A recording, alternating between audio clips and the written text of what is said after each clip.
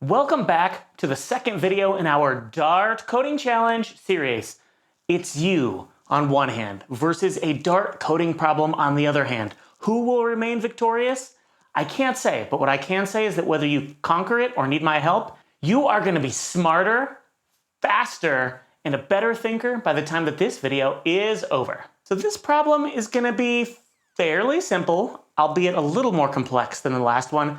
And it's also going to be very, very fun. Do you all know what a palindrome is? If you don't worry. It's a strange word that we don't hear in our day-to-day life.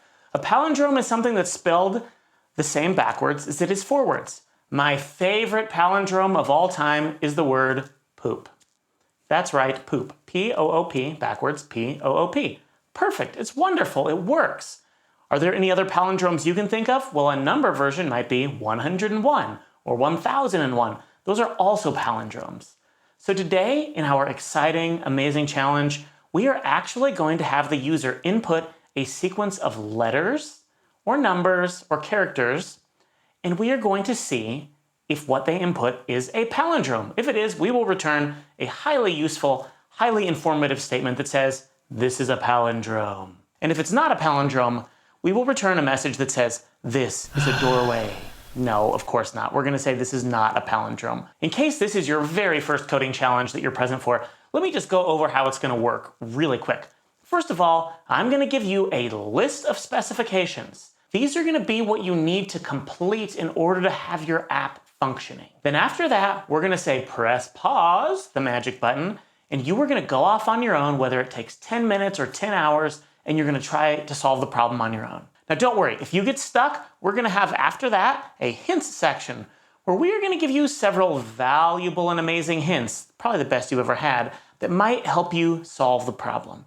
And if for some reason this problem is just beyond you, which by the way is okay because that means you're learning, we are then going to give you two solutions to this problem. The first is a little easier to think about and believe it or not, actually has something in common with our last coding challenge. The second is a little more inventive, a little more creative, and importantly, it's a little more efficient. So it's maybe a little more useful and it's going to help you learn more. But I want you to complete this in whichever way you can. And by the way, these are not the only two solutions to this problem. The main purpose of these videos is to get you thinking. And that's what programming is all about. Deductive reasoning, sorting your way through a problem, understanding how to do that. If your solution is different, tell us all about it. We want to know what you did. I'm so curious how you could have solved this problem in a better or more efficient way than me. Because after all, I'm still learning too. In fact, in computer science, coding, anything with software and computers, you can never actually stop learning or you will immediately become roadkill. So with all that rambling out of the way, and yes, I realize it was a lot of rambling, here is our specifications for this week's Dart Coding Challenge. First of all, you are going to use the Dart create function to make this project for you. Name the project whatever you want. Just use Dart create. Second, you are going to prompt the users to enter a sequence of characters or numbers, so letters or numbers, through the command line. It can be a word or a random sequence of characters. That doesn't really matter. No spaces or special characters are allowed. Make sure your user cannot input these. If the user tries to input a string less than 3 characters, be sure to prompt them to enter something longer.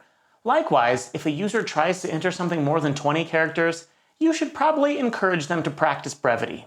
Then using any coding method you see fit, and I do mean any coding method, check and see if the characters and numbers input by the user, or we'll call it a string from now on, is a palindrome. If it is, return a message indicating so, and if not, also return a message indicating that it is not. Try to break up your application into individual functions where appropriate for 2 reasons. First, to help you create tests. Second, it's good practice. And third, it will make it easier to reuse some of these components in later challenges if you want to. Write tests if appropriate. Anywhere you can, write a test. It's such a good habit to get into. And by test, of course, I mean unit test. Now pause the video and get to work. If you need help, I'm going to give a few hints away in just a moment.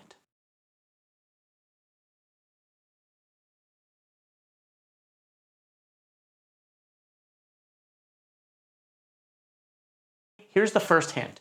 Dart has a built-in library called Dart.io, which can handle input-output functions. If you're not sure how to get things from the command line, try experimenting with the Dart.io library. Specifically, you might want to look at the functions standardin or stdin.readLineSync or the function standardout stdout.write. Hint number 2. If you can't figure out how to re-prompt users after they've entered something incorrectly, I would advise looking at the do-while loop. Now, if you don't know what the do-while loop is, you can look back at Coding Challenge 1 or some of our other Introduction to Dart videos. Hint number 3. A for or for-each loop might be an excellent way to help you iterate through every character in a string. Remember, you can access each character in a string as if it were an array. So for instance, if we had a string called string, you could type in string bracket 0 bracket to access the very first character in that string. Remember, 0 is the first when we're dealing with lists or arrays. There are also other ways to do this. If you would like to look back at our first Dart coding challenge, look at solution number 2. Our final hint is for some bonus fun. Can you think of a way that you could only look and compare half of the string? You could cut your workload and your coding time in half. If you don't know how to do this, don't worry about it, but I do recommend contemplating it. After all, if it is a palindrome, the first half of the string is going to be similar to the last half of the string. Use that knowledge to help you solve this problem. We're back, and now we're going to go through with the solution. I'm assuming that one of two things has happened. Either you haven't solved the problem, which is a-okay. Remember, you're learning. If you can't solve something, it is okay to get help. Or that you have already accomplished a challenge, which in that case, let's go through and see how I solved it. Now I want you to keep in mind, the first solution is meant to be rather basic and kind of the first way somebody would tackle it, and the second solution is a little bit more fun, a little more creative, and honestly, a little more efficient. Let's jump into VS Code and take a look. So first of all, I want to show you the project structure. As you'll notice, like last week, we used Dart create, so we have our bin folder, which contains basically the functions we're going to execute. In this case, it only contains a void main function. We've got our lib folder, which has a library file that contains a few functions we're going to use. And we have some tests that we're using. So first of all, we're going to walk through the executable file just so you can see how the program is laid out. So we have a string that we're calling sequence. And we're calling our function getSequence from command line. I'm sure you can probably figure out what that does. Then we're reversing the order of the letters or numbers inside of the string, or reversing the sequence. And we're assigning a variable reverse sequence. We're using our function reverse order of characters in string, passing in that sequence string. And then we have a simple if statement that checks if the sequence equals the reverse sequence, it is the palindrome, else it is not. And we have something down here we'll uncomment out later for solution number 2, because I decided this time to put them in one file so you could see them in direct comparison with one another. First, we're calling getSequence from command line. You will notice, if you did last week's challenge, that this section is very similar. We are making a string called sequence, we're printing out a message using standardout.write, and then we're running a do-while loop while capturing data from the user via readLineSync. So we're checking, is the sequence less than 3? If so, we're printing a message. Else if the sequence is greater than 20, if so, then we're printing a different error message. Else if the character is not, hence the exclamation mark, alphanumeric, and we're passing in our sequence. And we're making sure to execute those loops while all of those same things are not true. So while the sequence is empty, while the sequence length is less than 3, or the sequence length is greater than 20, or it's not alphanumeric. So we'll loop through this over and over. I just want you to notice that we're using is alphanumeric is a function that's just using a regular expression. If you don't really understand regular expressions, that's okay. Just understand we're checking to see if it's only using letters and numbers. Then if we jump back to our bin file, you can see that then we're running reverse order of characters in string. So we are taking this whole string and we're reversing it.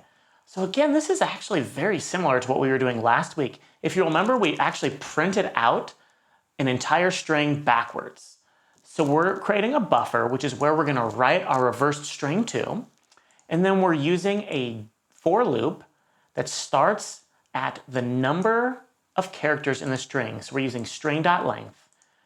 It executes while I is greater than 0. we're subtracting 1 from I each time using the I minus minus shorthand.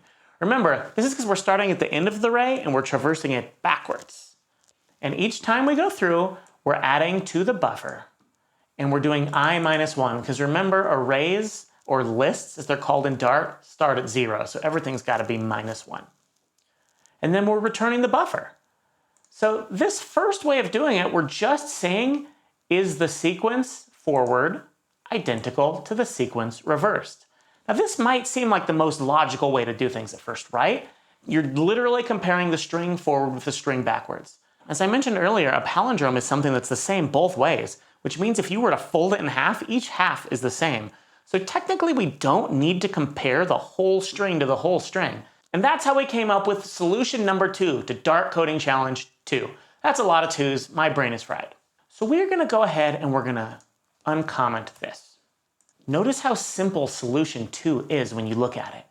We are just getting our input, and then we're running our input into a function called isPalindrome and checking to see if it's true. You'll notice if I scroll down, there's a solution number 2, which is a function called isPalindrome, and we're passing into it a string called str. So first, we're figuring out the length of the string. Then we're making sure to figure out what half of the string is. Notice that we're working with the floor method just in case we get something that has a decimal. Then we're setting an int called I equals to 0. And this time we're running through a while loop. We're checking to make sure 2 things are true in this while loop.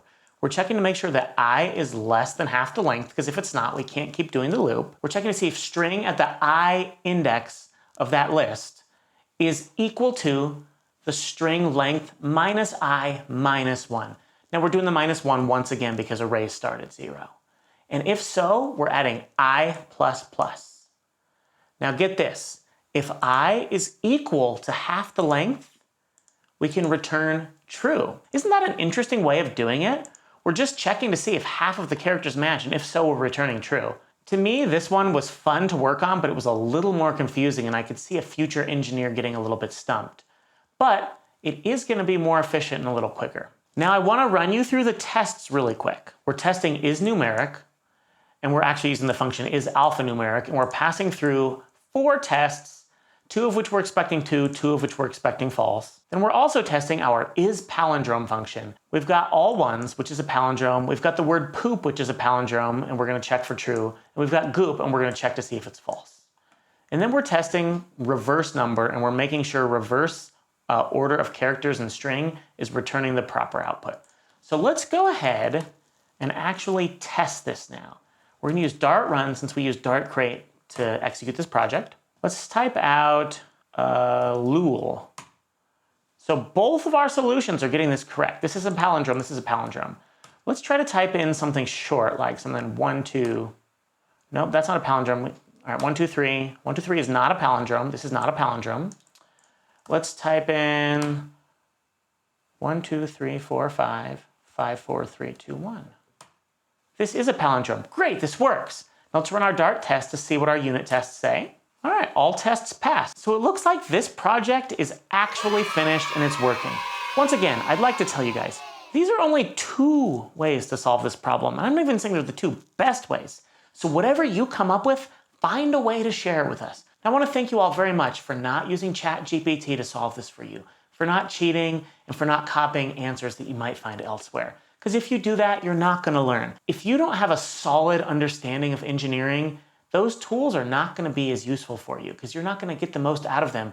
But more importantly, you're not going to know how to debug or solve problems or know when they're giving you something that's improper or straight up incorrect. So thank you. We will be back with Dart Coding Challenge number 3.